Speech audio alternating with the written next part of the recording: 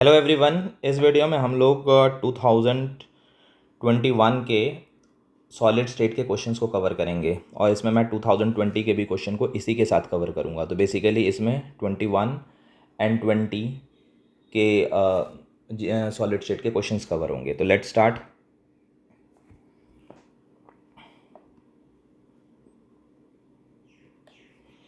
कह रहा है certain element crystallizes in BCC, ये बीसीसी लिखा हुआ है, lattice with unit cell length 27 angstrom. If the same element under the same conditions crystallizes in the face center lattice, the edge length of the unit cell will be round off to the nearest integer. तो देखो, सबसे पहले जो BCC है उसका structure कैसा होता है। बॉडी सेंटर क्यूबिक में सारे कॉर्नर्स पे होंगे और बॉडी के सेंटर पे पार्टिकल्स होंगे। तो सिर्फ जितने की रिक्वायरमेंट है वही मैं बना रहा हूँ, ये और ये एक बॉडी के सेंटर का और फिर यहाँ पे एक कॉर्नर का, यानी ये एक बॉडी डायगोनल है जिसके अलॉन्ग मॉलिक्यूल आपस में कांटेक्ट में है। यानी अगर मैं एक बॉडी डायगोनल को लूँ बीसीसी के, तो उसमें जो एलिमेंट्स हैं वो ऐसे हैं। तो अगर इसको हम रेडियस के टर्म में लिखें तो रेडियस के टर्म में इट इज़ 4r, राइट। और जो बॉडी डायगोनल होता है √3a के बराबर होता है। तो इसका मतलब 4r is equal to √3a, यही हो जाएगा रिलेशन हमारे पास। और यहाँ पे एज लेंथ a हमें दिया हुआ है 27। तो यहाँ से हम r निकाल लेते हैं क्योंकि r चेंज नहीं होगा, रेडियस ऑफ एटम चेंज नहीं होंगे। तो √3 into 27/4, this is the radius. भूल जाते हैं अब इसे। Now heading for the next. अब कह रहा है कि ये फेस सेंटर में अगर क्रिस्टलाइज होता तो कैसे होता। तो फेस सेंटर में सारे कॉर्नर्स पे और फेस के सेंटर पे पार्टिकल्स होते हैं। तो इसका मतलब है फेस सेंटर में ये लोकेशन होगा 1, 2 और ये 3 फेस के सेंटर पे जो पार्टिकल्स होंगे, यानी along the face diagonal there is a molecular contact. तो अगर ये a है, ये a है, एक स्क्वायर है, तो इसका जो डायगोनल होगा √2a, और यहाँ पे √2a 4r के इक्वल होगा। 1r, 1r, 2r, 3r, 4r, 4r। यहाँ से हम उठा के r को यहाँ पुट करके a निकाल लेंगे, क्योंकि a हमसे पूछा है, उसका एज लेंथ पूछा है यूनिट सेल का, जब वो इस ढंग से क्रिस्टलाइज होगा। तो यहाँ पे हम पुट करते हैं 4 इंटू √3r को पुट कर रहा हूँ, √3 इंटू 27/4, ये वैल्यू आ गई बाई √2, इतना आ गया। कैंसिल होगा और इसको सॉल्व करेंगे तो ये आ जाएगा 33.12। तो नियरेस्ट इंटीजर में 33 will be the answer. Now next question पे आते हैं। कह रहा है जो गैलियम है Ga, इसका एटॉमिक मास दे दिया है 70, crystallises in hexagonal closed pack structures. The total number of voids in 0.581 gram of gallium is.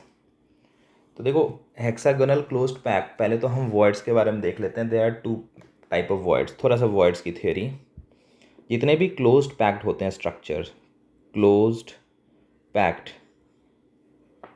Voids actual में डिफाइंड वॉइड्स, यानी टेट्राहेड्रल और ऑक्टाहेड्रल, वो इसी में होते हैं। और क्लोज्ड पैक्ड स्ट्रक्चर की पहचान है कि इसका जो पैकिंग फ्रैक्शन होगा वो 0.74 होगा, ये इसकी पहचान है।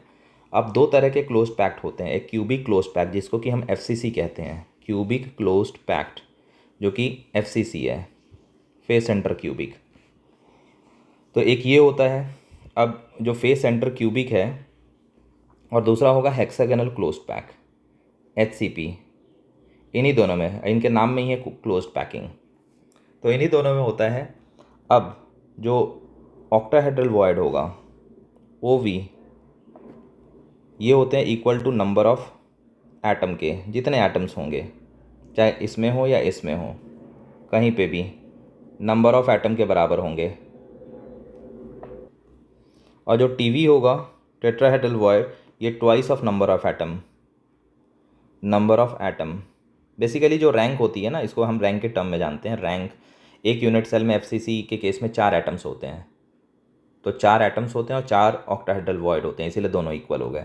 और इसमें भी सेम चीज़, TV is equal to 2 into number of atom. तो बेसिकली यहाँ पे ये दोनों वॉइड निकालने के लिए हमें नंबर ऑफ एटम्स चाहिए। तो लेट्स स्टार्ट। पहले हम नंबर ऑफ एटम्स फाइंड करते हैं। तो ये रहा मास और ये रहा इसका एटॉमिक मास। तो मोल्स पहले फाइंड करते हैं। मोल्स, कलर मैं ग्रीन ले लेता हूँ, तो moles will be it is equal to given mass 0.81/70। इतने मोल्स हो गए। इस मोल से जो नंबर ऑफ एटम्स आएंगे, नंबर ऑफ एटम ये आएगा moles into Avogadro number, 581/70 into Avogadro number. जो एवगैड्रो नंबर है वो है 6.02 इंटू 10⁻23। इसको मल्टीप्लाई करते हैं तो दिस इज़ इक्वल टू, ये आ रहा है 50 इंटू 10⁻20। ये आ गया हमारे पास वैल्यू। ये मैंने बेसिकली कैलकुलेटर से फाइंड किया। तो ये हमारे पास नंबर ऑफ़ एटम्स आ गए। तो इसीलिए अब हम इसको प्रोसीड करते हैं। तो इतने नंबर ऑफ़ एटम्स है, तो इसीलिए OV जो ऑक्टाहेड्रल वॉइड का नंबर होगा इसमें, वो हो जाएगा 50 इंटू 10⁻20 नंबर ऑफ़ एटम्स के बराबर। और जो टेट्राहेड्रल वॉइड होगा वो इसका डबल यानी 100 इंटू 10⁻20 हो जाएगा। इन दोनों को अगर हम सम करेंगे तो ये आएगा 150 इंटू 10⁻20, जिसको कि आप लिख सकते हो, अगर इसने 21 में एक्सप्रेस करने के लिए कहा है, अगर पावर 21 करें तो इट इज़ 15 इंटू 10⁻21। तो इसीलिए 15 will be the answer for this case. तो ये कॉन्सेप्ट था इसका। हेडिंग फॉर द नेक्स्ट, ये सरफेस का क्वेश्चन आ गया है। A colloidal system consist of gas dispersed in solid is called. कह रहा है गैस सॉलिड में डिस्पर्स्ड है। तो मैं आपको याद करा दूँ, जो स्पॉन्ज होता है, स्पॉन्ज वो सॉलिड होता है, स्पॉन्ज है ये सॉलिड होता है। और इसमें आप देखोगे एयर इसके अंदर में ट्रैप्ड होती है स्पॉन्ज में। तो basically sponge is the best example. तो स्पॉन्ज या फोम, इसको फोम भी कहते हैं हम लोग, तो foam is the best example for this. तो ये सरफेस वाले वीडियो में भी है मेरे, ठीक है, वहाँ पे भी और भी क्वेश्चन हैं इससे रिलेटेड, तो ये इसमें आ गया है, तो मैंने एक्सप्लेन कर दिया इसे। नेक्स्ट आते हैं, in a binary compound atoms of element A forms HCP। A HCP form कर रहा है, and those of element M occupies 2/3 of tetrahedral void of the HCP structure. The formula is. तो पहले जो HCP स्ट्रक्चर है उसकी हम rank find करते हैं। रैंक, तो जो HCP के पार्टिकल्स होते हैं HCP में, वो ऑल कॉर्नर्स और 3 at the body centre, 2 at the face centre. ये मैं ड्रॉ कर रहा हूँ इसे, ये आ गया। यहाँ पे पार्टिकल, यहाँ पे, और इन सारे कॉर्नर्स पे, जितने भी कॉर्नर है इन पे, और 3 है बॉडी के सेंटर पे।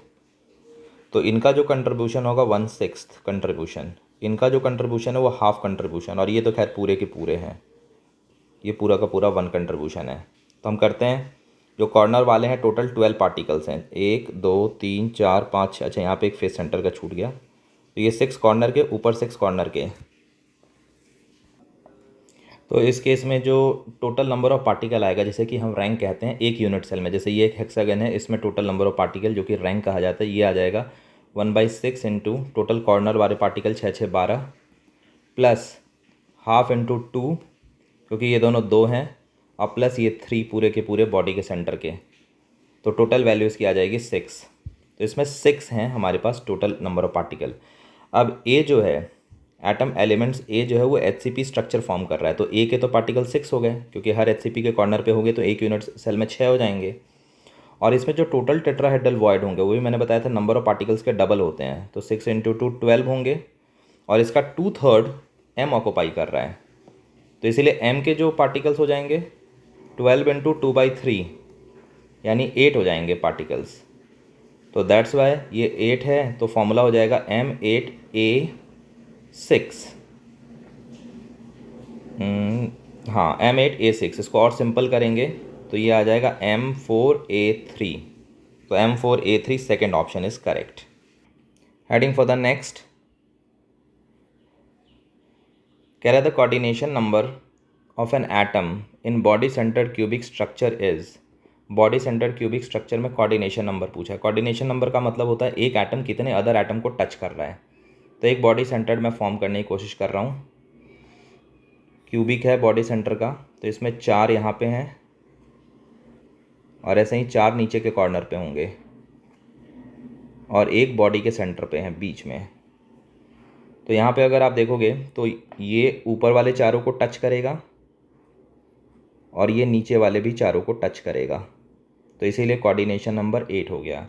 और ये चीज़ हर एक के लिए वैलिड है, क्योंकि जैसे ये बॉडी के सेंटर पे है वैसे ये भी किसी के बॉडी के सेंटर पे। अगर आप इन बॉडी के सेंटर वाले को लेके अगर आप ड्रॉ करोगे ना, तो ये भी एक क्यूब बनेगा, उसके ये बॉडी के सेंटर पे आ जाएगा। तो ऐसा नहीं है कि एक बॉडी के सेंटर वाला एक कॉर्नर वाला पार्टिकल है, क्योंकि एक कॉर्नर वाला भी किसी दूसरे यूनिट सेल के बॉडी के सेंटर पे है, इसीलिए जो इसके लिए वैलिड है वो इसके लिए भी वैलिड है। तो दैट्स वाई इसमें 8 हो जाएगा coordination number. Now heading for the next, अगला है the unit cell of copper corresponds to face centre cubic with edge length 3.596 angstrom. Face centred है और एज लेंथ इतना है, तो फेस सेंटर का रिलेशन मैंने पहले क्वेश्चन में बताया था, डायरेक्ट लिख देता हूँ कि it is √2a is equal to 4r। तो एज लेंथ हमें दे दिया, इसका मतलब कॉपर का रेडियस हम आराम से पता कर सकते हैं। With 1 copper atom at each lattice point, हर एक लैटिस पॉइंट ऑक्यूपाइड है, ये बताना चाह रहे हैं कि ऐसा नहीं कि कहीं से कोई गायब है। Calculate the density of copper, density find करना है। तो डेंसिटी का फॉर्मूला क्या होगा? डेंसिटी का फॉर्मूला सिंपल सा, एक यूनिट सेल के रेफरेंस में हम लिखते हैं, वही पूरे सॉलिड का हो जाएगा। ये होता है रैंक इनटू जो भी रैंक है मास ऑफ वन पार्टिकल, जो कि molar mass by Avogadro number हो जाएगा। ठीक है, यहाँ पे ध्यान देना है यूनिट्स का। ओके, मल्टीप्लाइड बाई, इसको अब हम मल्टीप्लाई करेंगे इसके यूनिट सेल के वॉल्यूम से, ये आ जाएगा हमारे पास फॉर्मूला। अब यूनिट हमें ये चाहिए, हम इसे पहले किस यूनिट में फाइंड करें ये हमें डिसाइड करना है। मोलर मास को हम रखेंगे ग्राम्स में, तो इसको हम केजी में रख दें तो डायरेक्ट आ जाएगा, केजी में इसको रखेंगे और इसको मीटर्स में रखेंगे तो विल गेट द आंसर। तो मैं पुट कर रहा हूँ, रैंक होता है 4। ठीक है, रैंक मैं लिख देता हूँ, जो बॉडी सेंटर्ड क्यूबिक है एक यूनिट सेल में इसके 2 पार्टिकल्स होंगे। ठीक, कॉर्नर वाले का 1/8 कंट्रीब्यूशन और सेंटर वाले का 1। जो FCC होगा इसका रैंक 4 होगा, और जो सिंपल क्यूबिक होता है जिसको कि हम प्रिमिटिव कहते हैं, सिंपल क्यूबिक या प्रिमिटिव, इसका रैंक 1 होगा। तो ये हमें अभी रैंक उठाना है क्योंकि फेस सेंटर्ड है ये दिया हुआ। तो 4 into molar mass of copper इतना दिया हुआ है, तो इसको अब हम केजी में पुट करते हैं, तो 63.54 इंटू 10⁻³ केजी में हो गया, 1000 से डिवाइड कर दिया, by Avogadro number which is दिया हुआ है 6.022 into 10⁻23 multiplied by a cube, ये रहा ए एंगस्ट्रॉम में है। इसको हम मीटर में अगर लिखेंगे 10⁻⁻10 मीटर, इतना मीटर आ गया, तो इसी को हम यहाँ पे पुट करते हैं, तो 3.596 इंटू 10⁻⁻10 का क्यूब। इसको अप्रॉक्सीमेशन में आप कर सकते हो, जैसे ये 3.569 है तो इसको आप 3.6 कर दो। ठीक है, और इसको सिंप्लीफाई करो तो ये जो वैल्यू आ रही है ये आ रही है 9076.2। तो यही इसमें पुट कर देंगे हम, this is the answer for this question. तो ये फॉर्मूला है, डेंसिटी का बहुत जगह यूज़ होगा, इसको आपको याद रखना है। और रैंक तो मैंने लिख दिया हर केस के लिए, तो इस रैंक के अकॉर्डिंग पुट करना है। जो मोलर मास है वो मोलर मास को रिप्रेजेंट कर रहा है और ए यूनिट सेल के लेंथ को।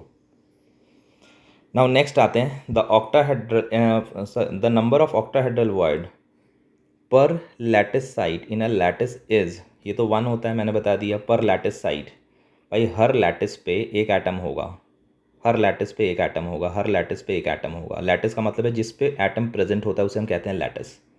तो जितने एटम होंगे उतने ही ओवी होंगे, यही मैंने पहले बताया है। इसीलिए पर लैटिस साइट, क्योंकि एक लैटिस साइट पे एक एटम होगा, इसीलिए ऑक्टाहेड्रल वॉइड भी 1 होगा। तो number of octahedral void per lattice site in a lattice is, ये 1 हो जाएगा।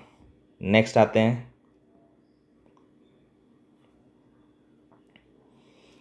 N element from molar mass 2.7 into 10⁻⁻2 kg per mole form a cubic unit cell of edge length 405। इसने यहाँ पे हमें मोलर मास दिया है और लेंथ दे दिया है, उसकी डेंसिटी दे दी है, then the radius of element approximately is, तो रेडियस कितना होगा ये पूछा है। इसमें प्लानिंग हमारी ये है कि पहले मैं डेंसिटी को लिखता हूँ। डेंसिटी होता है रैंक इनटू मोलर मास, जो कि दे रखा है हमें, बाय एवोगाड्रो नंबर ये भी हमें पता है, इनटू अपॉन में ए क्यूब, ए भी हमें दे रखा है। तो देखो प्लानिंग ये है कि सारी चीज़ें पुट करके पहले हम जेड फाइंड करेंगे और जेड से हमें ये पता चल जाएगा कि कौन सा यूनिट सेल है। अगर जेड की वैल्यू 1 आ गई तो ये सिंपल क्यूबिक होगा और सिंपल क्यूबिक में आपको पता है along the edge length molecular contact होता है, यानी वहाँ पे हम रिलेशन लगाएंगे 2r इज इक्वल टू ए। अगर जेड की वैल्यू 2 आ गई तो इसका मतलब ये बॉडी सेंटर क्यूबिक होगा और बॉडी सेंटर क्यूबिक में होता है root three a is equal to 4r। ये वाला तो खैर मैंने बीसीसी में पहले डेराइव भी किया है। और फेस सेंटर में जो जेड की वैल्यू होगी वो 4, और फेस सेंटर के लिए भी रिलेशन मैंने लिखा था, ये एफसीसी हो जाएगा अगर जेड ये आएगा, और उस केस में हमें root 3a is equal to root 2a, क्योंकि अलॉन्ग द फेस कॉन्टैक्ट में होते हैं, इज इक्वल टू 4r। तो कहानी ये है कि सबसे पहले जेड निकालना है, उसके बाद तो आर अपने आप आ जाएगा क्योंकि ए हमें गिवन है, बट कौन सा रिलेशन यूज़ करना है हमें वो जेड हमें बताएगा। तो यही प्लानिंग है। तो let's find the Z by putting the values. तो पुट करते हैं इसमें। तो ये मैंने यहाँ पे वैल्यूज़ लिख के सॉल्व कर दिया इसे। ये डेंसिटी है 2.7 इंटू 10⁻³ ये रहा, ये दिया हुआ था डेंसिटी। और यहाँ पे ये मोलर मास दिया हुआ था हमें, तो मोलर मास को मैंने यहाँ पे पुट कर दिया। वैल्यूज़ बहुत इजी दी हुई हैं, आप इजीली कैंसिल कर सकते हो इसे बाय एवोगाड्रो नंबर, जो फॉर्मूले में मैंने लिखा था, बाय ए क्यूब। ए है 405 पिकोमीटर, पिको होता है 10⁻12, तो इसको मैंने लिख दिया 405 इंटू 10⁻12। ये आ गया हमारे पास मीटर में, इसका क्यूब कर दिया। इसको सॉल्व करने पे जेड 4 आ रहा है और ये एफसीसी हो गया। तो अगर ये एफसीसी हो गया इसका मतलब ये रिलेशन हमें यूज़ करना है। तो अब इसको यूज़ करते हैं, √2 इंटू 405। अब पिकोमीटर में ही निकालते हैं, तो ये पिकोमीटर में ही आंसर आएगा हमारे पास 4, क्योंकि इसने पिकोमीटर में ही पूछा है, 10⁻12 में तो लिखने की ज़रूरत नहीं है। तो 4 इंटू आर, इसको हम सिंप्लीफाई करेंगे तो जो आर की वैल्यू आ जाएगी ये आ जाएगा 143 पिकोमीटर अप्रॉक्स, इसीलिए आंसर विल बी 143। तो नेक्स्ट आते हैं, ये भी सॉलिड स्टेट का क्वेश्चन है। फोम एक क्वेश्चन में भी आया था अभी कुछ देर पहले। तो फोम बेसिकली मैच करना है कि इसमें कौन किससे मैच होगा, ठीक है। तो ये यहाँ पे सारे एग्जांपल्स दिए हुए हैं, ये ऑलरेडी हमने उसमें भी किया हुआ है। तो इसमें मैच करा देते हैं। Emulsion, milk is the emulsion, oil in water का ये होता है फ्रोथ। फ्रोथ में क्या होता है, एयर ट्रैप हो जाता है लिक्विड में, ठीक है। तो जो फ्रोथ झाग वाग बनता है ना, वो इसका एग्जाम्पल है। तो फोम रबर में जाएगा। जेली जो होती है वो बेसिकली सॉलिड इन लिक्विड होता है, ठीक है। लिक्विड में सॉलिड को हम डिस्पर्स करते हैं, वो जेली बनती है, ठीक है। तो जेलीज हो गया। एरोसॉल इसमें सॉल एयर होगा, ठीक है। और बाकी जो डिस्पर्सन मीडियम एयर होगा, डिस्पर्स पार्टिकल वो लिक्विड भी हो सकते हैं डिस्पर्स मीडियम, और वो सॉलिड भी हो सकते हैं। तो smoke is the best example, solid जो होता है वो एयर में होता है। तो ये मैंने मैच करा दिया इसको, ये सरफेस का है। नेक्स्ट आते हैं, और diatomic molecule X2 has body centred cubic. X2 का BCC दिया हुआ है with edge length 300 picometre. Edge length दे दिया है, BCC दे दिया है, तो रेडियस तो X2 का आ गया। आराम से हम निकाल लेंगे। पहली प्लानिंग ये है कि यहाँ से हम रेडियस आराम से निकाल लेंगे, और जो रिलेशन यूज़ होना है BCC के लिए बहुत बार लिख चुका हूँ मैं, फिर से लिख देता हूँ। √3a बॉडी डायगोनल के अलॉन्ग कॉन्टैक्ट रहता है, इज इक्वल टू 4r। यहाँ से r आ जाएगा क्योंकि a दिया हुआ है हमें। अब कह रहा है उसकी डेंसिटी देती है, the density of the molecule is this much, the number of molecule present in 200 gram X2। 200 gram X2 में कितने मॉलिक्यूल प्रेजेंट है ये हमें निकालना है। तो प्लानिंग सिंपल सा है कि इन सभी को यूज़ करके जो ये स्टेटमेंट दिया हुआ है, हमें मोलर मास फाइंड करना होगा, और जो मोलर मास आएगा उसको हम 200 से डिवाइड करेंगे तो ये मोल्स आएगा, और इसको एवोगाड्रो नंबर से मल्टीप्लाई करेंगे तो ये हमारे पास नंबर ऑफ़ मॉलिक्यूल्स आएगा। तो यही हमें करना है। तो सारा चीज़ ने दे रखा है, एवोगाड्रो नंबर भी दे रखा है, तो सिर्फ m निकालना है। तो डेंसिटी का फॉर्मूला लिखते हैं, density rank into molar mass by Avogadro number upon में a क्यूब। वैल्यूज़ को पुट करते हैं। डेंसिटी है दिस मच, ग्राम पर सेंटीमीटर क्यूब है, तो हर चीज़ को यानी लेंथ को हम सेंटीमीटर में रखेंगे और मास को ग्राम्स में रखेंगे। तो इट इज़ 6.17 डेंसिटी की जगह रखा। रैंक बॉडी सेंटर क्यूबिक है, पहले भी मैं बता चुका हूँ, इसका रैंक होता है 2। तो 2 आ गया इसका रैंक। मोलर मास जो हमें निकालना है, बायोवोगाड्रो नंबर है 6 × 10⁻23 इंटू ए क्यूब। ए की वैल्यू दी हुई है 300 पिकोमीटर, तो 300 पिकोमीटर है, इसे हमें सेंटीमीटर में कन्वर्ट करना है। तो 300 × 10⁻, क्योंकि 100 टाइम्स हो जाएगा ना, जो मीटर होगा उससे 100 टाइम्स हो जाएगा, ठीक है, यानी 10⁻−10 हो जाएगा, इतना सेंटीमीटर क्यूब। मीटर के लिए आप 10⁻−12 से मल्टीप्लाई करो, सेंटीमीटर में मीटर को कन्वर्ट करोगे तो 100 से मल्टीप्लाई करोगे, तो इसीलिए 10⁻10 आ जाएगा इसका क्यूब। और इसको आप सॉल्व कर लो, इससे जो m आएगा, m की जो वैल्यू आएगी वो आएगी 50। तो जब m 50 आ गया, अब इसमें हमें पुट करना है, तो इसके मोल्स जो आएंगे वो आ जाएगा 20/200/50 यानी 4 मोल्स। और नंबर ऑफ़ पार्टिकल्स आ जाएंगे हमारे पास, इसमें पूछा गया नंबर ऑफ़ मॉलिक्यूल्स पूछा है, तो नंबर ऑफ़ मॉलिक्यूल्स आ जाएंगे 4 × अवोगाड्रो नंबर 23 10 × 23 यानी 24 × 10⁻23। This is the answer. Next आते हैं, ये सब 2020 के क्वेश्चन चल रहे हैं। अब है an element crystallizes in face centre cubic, FCC में क्रिस्टलाइज हो रहा है, ठीक है। सेल एज ए दिया हुआ है, यानी जो एज लेंथ है वो ए दिया हुआ है और एफसीसी है। The distance between the centre of 2 nearest octahedral void in the crystal lattices. बहुत इजी क्वेश्चन है। पहले मैं आपको बताता हूँ कि जो एफसीसी है उसमें ऑक्टाहेड्रल वॉइड कहाँ पे होता है, तो सारे एज के सेंटर पे और एक बॉडी के सेंटर पे होता है, यानी यहाँ एक बॉडी का सेंटर हो गया और हर एक एज का सेंटर पे होता है टेट्राहेड्रल वॉइड। हर एज के सेंटर पे जितने एजेस दिख रहे हैं मैंने सभी पे बना दिया, पीछे का भी एक एज है।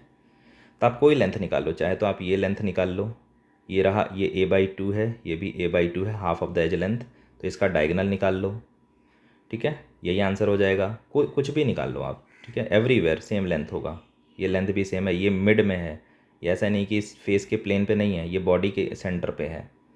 तो इसको आप फाइंड कर लोगे तो ये √2 a/2, क्योंकि अगर एक स्क्वायर का एज ए होता है तो उसका जो डायगोनल होता है √2a होता है। तो यहाँ पे जो ये स्क्वायर का एक पार्ट है, ऐसे ऐसे लोगे तो एक स्क्वायर बन जाएगा, तो इसका a/2 है, तो इसीलिए इसका बॉडी डायगोनल हो जाएगा √2a/2। तो इसको सॉल्व करेंगे तो a/√2 will be the answer, first option हो जाएगा। नाउ नेक्स्ट आते हैं, a crystal is made up of metal ions M1 and M2।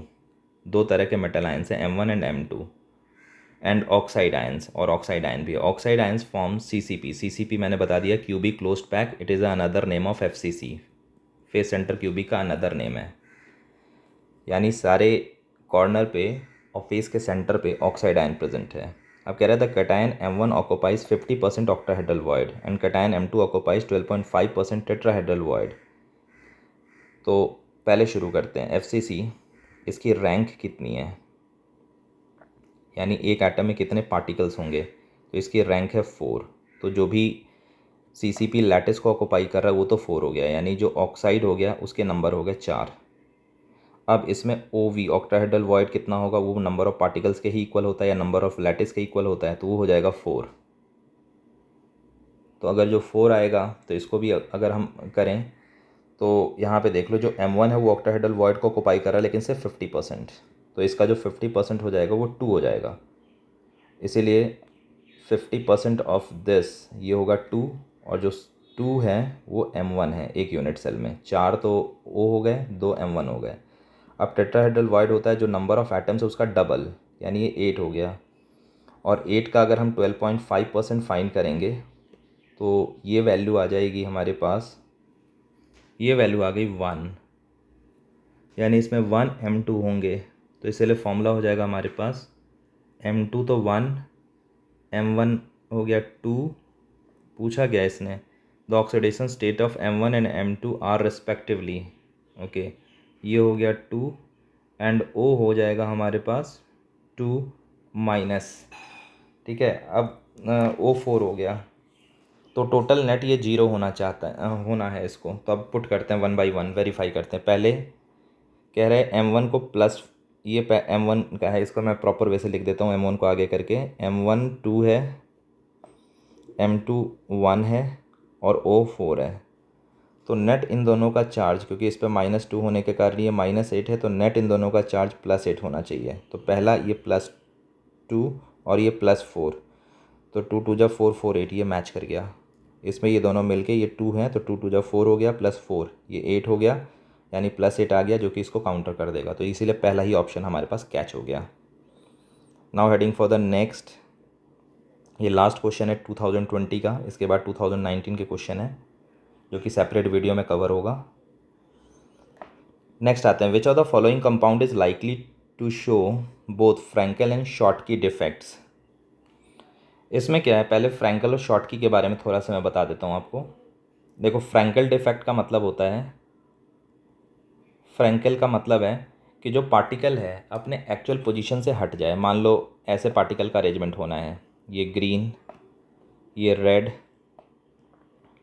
ये ग्रीन और ये रेड, ऐसे ही रेड रेड ग्रीन और ग्रीन, ऐसा हो जाए कि ये रेड वाला अपने एक्चुअल पोजीशन से हट जाए, यहाँ से हट गया और कहीं और जहाँ इसको नहीं होना चाहिए वहाँ पे यहाँ पे है, तो ये फ्रैंकल डिफेक्ट हो गया। यानी इसको यहाँ होना चाहिए लेकिन यहाँ पे आ गया है, इसीलिए डिफेक्टिव हो गया। अब इसके लिए इस पार्टिकल का साइज़ काफ़ी छोटा होना चाहिए, तभी तो ये इतने कम जगह में भी एडजस्ट हो जाएगा। तो फ्रैंकल के लिए कंडीशन ये है कि जो कटायन है और जो एनायन है, ग्रीन वाले को एनायन मान लो और रेड वाले को कटायन, कटायन और एनायन में साइज़ गैप काफ़ी ज़्यादा होना चाहिए, साइज़ डिफरेंस काफ़ी ज़्यादा होना चाहिए। तो लार्ज साइज़ डिफरेंस पे ये होता है। अब लार्ज साइज़ डिफरेंस कब होगा, जब कटायन डी या एफ ब्लॉक का होगा, क्योंकि डी और एफ ब्लॉक में large number of D and F electron होते हैं, जिनकी कि शील्डिंग इफेक्ट पुअर होने के कारण उनका साइज़ छोटा हो जाता है। तो इसीलिए कटायन जैसे AgCl हो गया, AgBr हो गया, AgI हो गया, इन सभी में फ्रैंकल डिफेक्ट बहुत आसानी से होगा। अब आते हैं शॉर्टकी। शॉर्टकी में क्या होना है, इसमें कटायन एनायन अपने एक्चुअल पोजीशन से गायब हो जाएंगे। जैसे कि मान लो ये कटायन की पोजीशन थी, 4 लेके बना रहा हूँ जस्ट समझाने के लिए। ये तो आप देखोगे एक जगह से कटायन गायब हो गया, अच्छा एक मिनट, एक रेड को रखना है मुझे, और एक जगह से एनायन गायब हो गया, वो ग्रीन गायब हो चुका है, एक जगह से रेड हमने गायब कर दिया। कटायन और एनायन दोनों गायब हो जाएगा। और ये कब होगा, जब इस कटायन के लिए इस छोटे से जगह में जो वॉइड है इसमें एडजस्ट हो पाना मुश्किल होता है, तब ये दोनों ही गायब हो जाएंगे, कटायन एनायन दोनों गायब हो जाएंगे और तब भी ये डिफेक्टिव कहा जाएगा। तो इसके लिए क्या होना चाहिए, जो कटायन और एनायन का साइज़, ठीक है, वो कंपेरेबल होना चाहिए, कोई बहुत ज़्यादा छोटा ना हो ताकि वॉइड में इन करने की का स्कोप ना रहे। तो कंपेरेबल साइज़ होते हैं तब ऐसा डिफेक्ट देखने को मिलता है। तो कंपेरेबल साइज़ कब होगा, जब कटायन डी और एफ ब्लॉक का ना हो, एस ब्लॉक का हो। तो एस ब्लॉक का मतलब है जैसे NaCl हो गया, NaBr हो गया, KCl हो गया, ETC, इन सारे में शॉर्ट की डिफेक्ट होता है। अब ध्यान रखना इसमें AgBr वो एक ऐसा कंपाउंड है, AgBr, जो दोनों ही डिफेक्ट शो करेगा, ये फ्रैंकल भी करेगा और ये शॉर्ट की भी करेगा। तो ये मैंने फ्रैंकल और शॉर्ट की डिफेक्ट का डिटेल बता दिया है, कब कौन सा होना चाहिए और क्या कंडीशन होनी चाहिए। तब इसको हम देखते हैं कौन सा ऑप्शन इसमें मैच करेगा। कह रहा है कि दोनों ही फ्रैंकल शॉर्ट की करी, तो डायरेक्ट दे दिया इसने AgBr is fit for this, ठीक है, जो मैंने वहाँ पे लिख के बताया है। तो this much in this video. इसके बाद 2019 के शुरू होते हैं जो हम दूसरे वीडियो में कवर करेंगे। Thank you for watching.